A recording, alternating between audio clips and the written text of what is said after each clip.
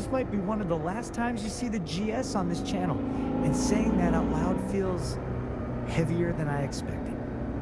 For a lot of riders, bikes come and go. You ride something for a few years, move on, repeat.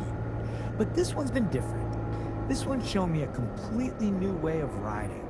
I've had the GS for a year, but it feels like I have had it for ages. It was the bike that taught me what real range feels like. That you don't need perfect weather or smooth roads to enjoy the ride. That sometimes the detour ends up being the destination.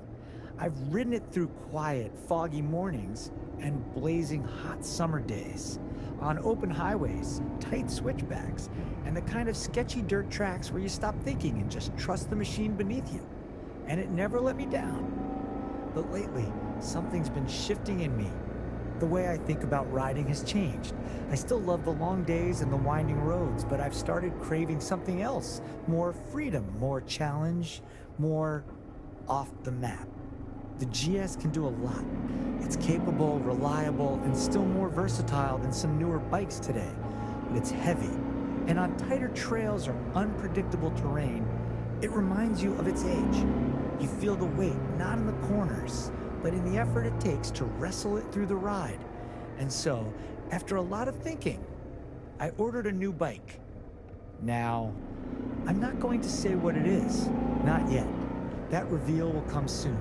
But I'll say this, it's the first time in years a bike has made me feel excited before I even turned the key. Just sitting on it felt right. Like I didn't have to convince myself it was the right choice. I just knew. It's lighter, a lot lighter. It's got that aggressive, ready-to-go stance, the kind of machine that invites you off the main road without hesitation. It's the kind of bike that doesn't ask, where are you going? It says, let's find out. And that's where I am right now. In between bikes, in between what I've known and what's coming next. This isn't about horsepower or suspension travel or seat height.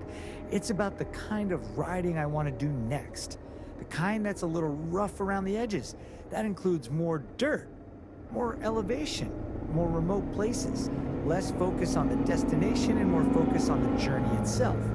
This next chapter is going to be different. I can feel it. But that doesn't make saying goodbye to the GS any easier. This bike has character. It's a little clunky sometimes. It doesn't hide its age, but there's something about it that feels honest. When you ride it, you feel connected to the machine, the road, and yourself. It doesn't coddle you. It demands your input. And maybe that's why I've loved it so much. There's a kind of loyalty that forms between rider and bike when you've shared this many miles. A kind of trust that's hard to explain to people who don't ride. And now, I'm closing that chapter, not because the GS can't still do the job, but because there's a new kind of riding calling me.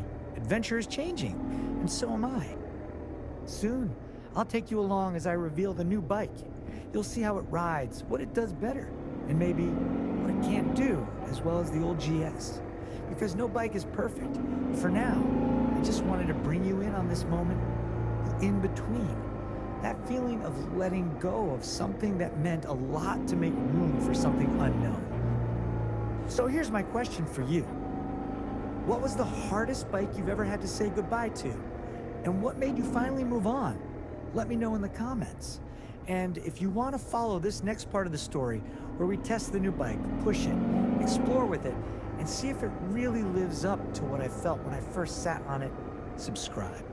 Because this is the beginning of something new.